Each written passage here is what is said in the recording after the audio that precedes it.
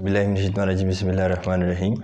Hope that you will be fine and shine, ठीक ठाक होंगे इंशाल्लाह. In today's lecture we will discuss about application of ideal gas equation. हमारे पास जो ideal gas equation है PV = nRT, इसकी application के बारे में हम पढ़ रहे हैं. सो प्रीवियस लेक्चर्स भी इस पर बना चुके हैं. How to calculate the value of R. हमारे पास क्या है, ये जो जर्नल गैस कांस्टेंट है इसकी वैल्यूज़ मुख्तलिफ यूनिट्स इसके है बच्चों.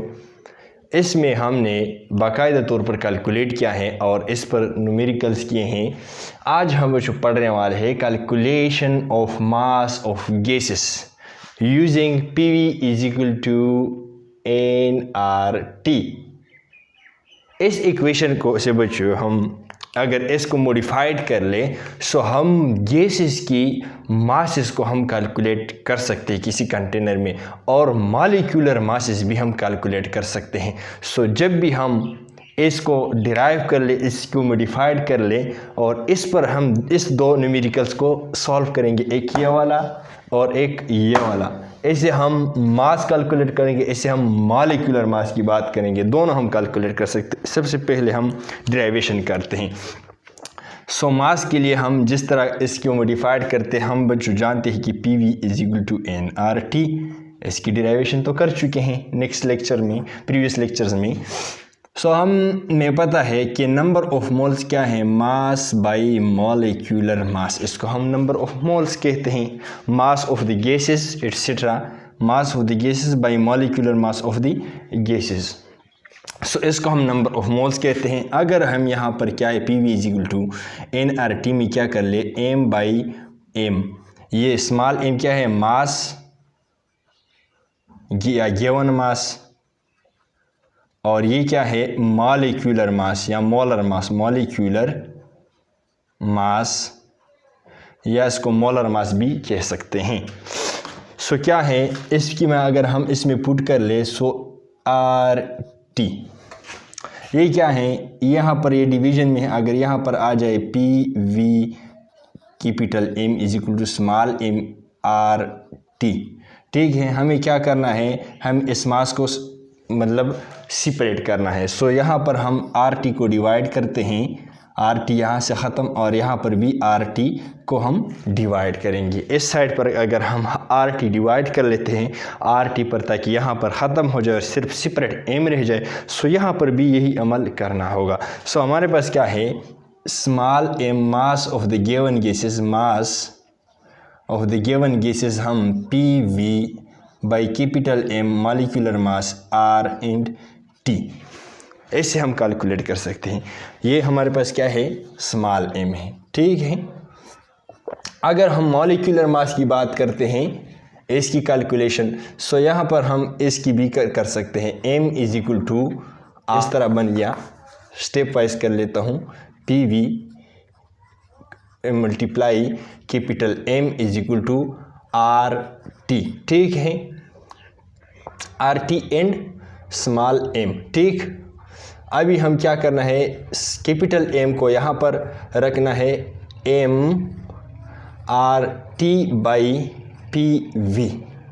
इससे ये इक्वेशन आ गया. ये बच्चों क्या है, ये मास ऑफ द गिवन गैसेस हम मालूम कर सकते हैं और इससे मॉलिक्यूलर मास हम कैलकुलेट कर सकते हैं. सो आइए हम न्यूमेरिकल की तरफ जाते हैं कि मास ऑफ द गैसेस किस तरह हम कैलकुलेट कर सकते हैं और molecular mass of the gas हम किस तरह कैलकुलेट कर सकते हैं from this modified form equation 1 and this is equation 2. बहुत इंपॉर्टेंट है MCQs और शॉर्ट क्वेश्चन के लिहाज से, ये बहुत इंपॉर्टेंट टॉपिक. सो आप तो मुझे इस इक्वेशंस पर, इस इक्वेशन और इस इक्वेशन दोनों पर एक न्यूमेरिकल करते हैं. न्यूमेरिकल इतने मुश्किल नहीं है. आइए देखते हैं कि यहाँ पर क्या लिखा है. कैलकुलेट क्या कर ले, कैलकुलेट कर ले मास ऑफ 1 डेसीमीटर क्यूब. क्या है, मास में मैंने क्या लिखा है, क्या है, मास ऑफ NH3 मैंने लिखा है. क्या लिखा है, मास ऑफ NH3 मैंने लिखा है. मास कैलकुलेट करना है of 1 decimetre cube of NH3. अगर हम क्या कर ले, एक कंटेनर ले ले, 1 डेसीमीटर क्यूब कंटेनर ले ले, और इसमें हम NH3 ले लें, क्या है NH3, और ये क्या है 1 डेसीमीटर क्यूब है। सो हमारे पास क्या है वॉल्यूम का जो कंटेनर का जो वॉल्यूम है 1 डेसीमीटर क्यूब NH3 हमने लिया है, 1 डेसीमीटर क्यूब कंटेनर, ठीक है। 800 डिग्री सेंटीग्रेड 830 डिग्री सेंटीग्रेड, और इस कंटेनर का जो टेम्परेचर है, ये वाला जो टेम्परेचर है वो 30 डिग्री सेंटीग्रेड है, ठीक है। और इस पर जो ऊपर से प्रेशर है वो 1000 क्या है mm of Hg है, ठीक है। इस पर इतना प्रेशर है।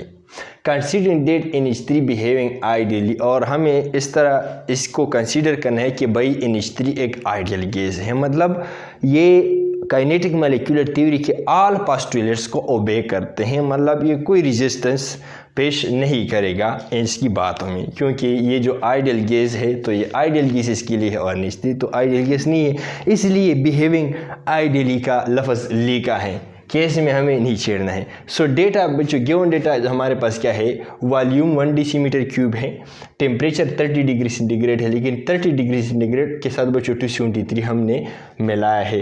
वजह यह है कि हमें जो टेम्परेचर का स्केल इस्तेमाल करना है, बार बार मैं कह रहा हूँ कि भाई जो टेम्परेचर का स्केल है वो डिग्री सेंटीग्रेड प्लीज़ इस्तेमाल न कर ले, डिग्री सेंटीग्रेड को 0 डिग्री सेंटीग्रेड प्लस 273 ऐसी ही इक्वेशन से क्या कर ले, ये केल्विन की बराबर है। जब 0 डिग्री सेंटीग्रेड के साथ 273 को जमा कर ले, सो ये केल्विन स्केल की बराबर है, और अगर टेम्परेचर 30 है तो 0 की जगह हम 30 लगाएंगे, 40 है तो 40 लगाएंगे, 50 लगाएंगे। सो यहाँ पर 30 है तो 30 हमने लगाया है, और इसके साथ 273 को जमा किया है, सो इससे 303 केल्विन टेम्परेचर आ गया है।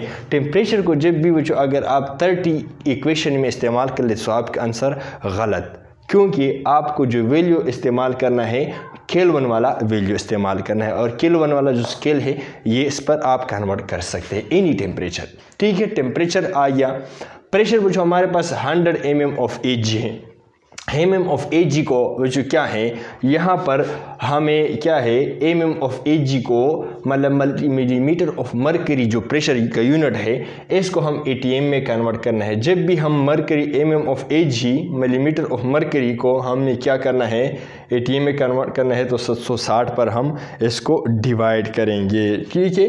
तो ये इतने ATM की बराबर है। अगर फिर भी यहाँ पर इंटर कन्वर्जन में आपको मसला है तो what is pressure by Samad, इसको आप सर्च कर यूट्यूब में, तो हमने इसकी इंटर कन्वर्जन काफ़ी डिटेल से बात कर चुकी है। ऐसा आसान है, उतना मुश्किल नहीं है। रिक्वायर्ड मास हमारे पास क्या है, मास ऑफ द NH3 रिक्वायर्ड है, ठीक है। तो सोल्यूशन क्या करते हैं, यहाँ पर मैंने सोल्यूशन लिखा है, इसके लिए जो हम इक्वेशन इस्तेमाल करते हैं ये वाला इक्वेशन इस्तेमाल करते हैं। सो सबसे पहले इसमें हम पुटिंग करते हैं। सो पुटिंग हमारे पास क्या है, m is equal to small m molecular mass of the NH3 m की small m is equal to pressure हमारे पास क्या है 1.316 ATM है, मल्टीप्लाई वॉल्यूम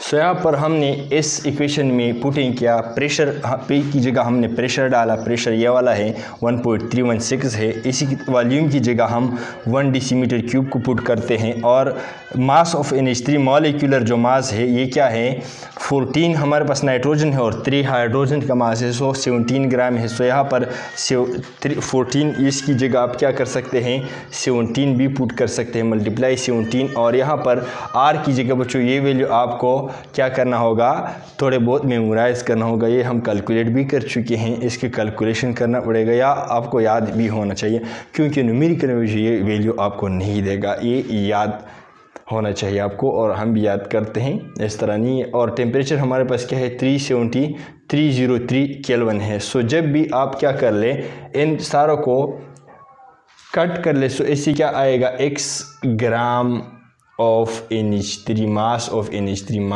NH3 हमारे पास क्या है x ग्राम आएगा। सो ये क्या होगा, ये हमारे पास मास ऑफ NH3 होगा। x की वैल्यू क्या है, सो लिख लेते हैं। जब आप ये सारा कैलकुलेशन कर लेते हैं सो इससे क्या आता है 0.8993 ग्राम ऑफ NH3। इसकी जो 1 डेसीमीटर क्यूब में जो हमने क्या लिया था, 1 डेसीमीटर क्यूब में हमने जो गैस लिया था NH3 का, इसका जो टेम्परेचर 30 डिग्री सेंटीग्रेड था और इस पर प्रेशर 1000 mm ऑफ Eg था। सो इसका जो मास है, मास इसका वज़न, इस गैस का वज़न कितना होगा, 0.899 ग्राम। सो इससे हम क्या कर सकते हैं, किसी गैस का जब भी हम कंटेनर में बंद कर लेते हैं और इसका हमें किस पैरामीटर्स का पता हो, हमारे पास पता हो प्रेशर का, वॉल्यूम का और टेम्परेचर का। सो आर का वैल्यू ऑलरेडी गिवन होता है, हमें मालूम है। मॉलिक्यूलर मास का वैल्यू भी NH3 का हमें पता है। सो जब भी हमारे पास क्या है, प्रेशर, वॉल्यूम और टेम्परेचर, इन 3 पैरामीटर्स का भी अगर लेट सपोज हमें पता है, सो हम इससे किसी भी गैस का हम क्या कर सकते हैं, मास मालूम कर सकते हैं। अभी मॉलिक्यूलर मास की बात करते हैं। सो मॉलिक्यूलर मास भी हम इससे कैलकुलेट कर सकते हैं। इस न्यूमेरिकल को बच्चों आप देख ले, calculate the molecular mass of butane. Butane हमारे पास क्या है, H2N+2, C4H 2 4 8 + 2 10। सो ये इसका मॉलिक्यूलर फार्मूला है या मॉलिक्यूलर फार्मूला है। सो इसकी जो क्या है, मॉलिक्यूलर मास कैलकुलेट करना है, मास नहीं, मॉलिक्यूलर मास। इस मॉलिक्यूल का मास कितना है। सो ये क्या है, calculate the molecular mass. Molecular mass मालूम कर ले, मतलब ब्यूटेन गैस F 3.6 ग्राम यहाँ पर मास दिया है। अगर हमारे पास क्या है, 3.69 ग्राम ऑक्युपाई करता है, इतना ग्राम हमने ब्यूटेन का लिया है और ये ऑक्युपाई करता है 1.353 decimetre cube at 20 degree centigrade. अगर हमारे पास हमने ब्यूटेन का एक वज़न लिया है, वो कितना है, 3.6 ग्राम हमने लिया है और ये वॉल्यूम पकड़ता है 1.53 decimetre cube at 20 degree centigrade. तो आप बताएं कि इसकी मॉलिक्यूलर मास कितना होगी। सो यहाँ पर हमारे पास क्या है, वॉल्यूम गिवन है, हाँ गिवन है, टेम्परेचर 20 है, 273, इसके साथ जमा कर ले तो 293 केल्विन पर आ जाएगा। प्रेशर हमारे पास 180 mm है और मास ऑफ ब्यूटेन कितना है, 3.96 है। मॉलिक्यूलर मास के लिए हमारे पास क्या है, इस इक्वेशन को हम इस्तेमाल करते हैं, मॉलिक्यूलर मास ये वाला, ठीक है। सो स्मॉल m मतलब मास of the gas R in T by क्या है, PV। इसमें हम क्या करते हैं, हमारे पास क्या है, मास है, ये वाला इसमें पुट करेंगे, T है टेम्परेचर, हाँ ये वाला हम इसमें पुट करेंगे, वॉल्यूम है, हाँ ये वॉल्यूम भी है हमारे पास, क्या है, वॉल्यूम हमारे पास ये वाला है, ठीक है। वॉल्यूम यहाँ पर हमने लिखा है कि नहीं, वॉल्यूम है, हाँ ये वॉल्यूम है, वॉल्यूम भी है और प्रेशर भी है, प्रेशर 180 mm है, ठीक है। सो यहाँ पर वैल्यू किसकी रह गया, मास भी है और ब्यूटेन का टेम्परेचर भी है गिवन, प्रेशर का भी हमें मालूम है दिया गया है, वॉल्यूम भी हमें मालूम है दिया गया है। मसला है कि भाई आर, मैंने आपको ऑलरेडी कहा कि भाई आर की वैल्यू आप थोड़े बहुत याद कर ले, ठीक है। आर का जो वैल्यू है बच्चों, आर का जो वैल्यू है 0.0821 atm इंटू डेसीमीटर क्यूब पर मोल पर केल्विन। इस वैल्यू को हमें याद करना चाहिए। जब भी हम इन वैल्यूज़ को इस इक्वेशन में पुट कर ले, सो हमें इससे क्या आंसर आता है, सो यहाँ पर देख करके पुट करते हैं। सो यहाँ पर m की वैल्यू पुट करते हैं, मास कितना है दिया है और हमारे पास क्या है, r क्या है, r की वैल्यू यहाँ से पुट कर ले 0.80821 एंड मल्टीप्लाई t हमारे पास कितना है 293 है और यहाँ पर प्रेशर क्या है, प्रेशर हमारे पास 1 है और क्या है, और वॉल्यूम क्या है, वॉल्यूम 1.53 डेसीमीटर क्यूब है। सो जब भी हम इसको डिवाइड और मल्टीप्लाई कर लेते हैं, सो ऐसे 58 ग्राम्स पर मोल आ जाएगा। सो इसका मतलब ये है कि ब्यूटेन का जो मास है ये कितना है, 58 ग्राम है। ठीक है। सो इससे जो हमें अंदाज़ा चला कि भाई हम क्या कर सकते हैं, मास भी कैलकुलेट कर सकते हैं और मॉलिक्यूलर मास भी कैलकुलेट कर सकते हैं। सो यहाँ पर ब्यूटेन का मॉलिक्यूलर मास हमने कैलकुलेट किया कि नहीं, और ब्यूटेन के फार्मूले से भी हम प्रूफ करते हैं कि भाई हमारे पास क्या है, ब्यूटेन में कितने कार्बन हैं, 4 कार्बन हैं और 10 हाइड्रोजन है। ठीक है। 4 कार्बन का जो मास है 12 × 4 + 10, ठीक है, 10 हाइड्रोजन हो गए। सो 2 × 4 = 8, 4 × 4 + 10, सो 58 ग्राम पर मोल आ गया कि नहीं। ठीक है।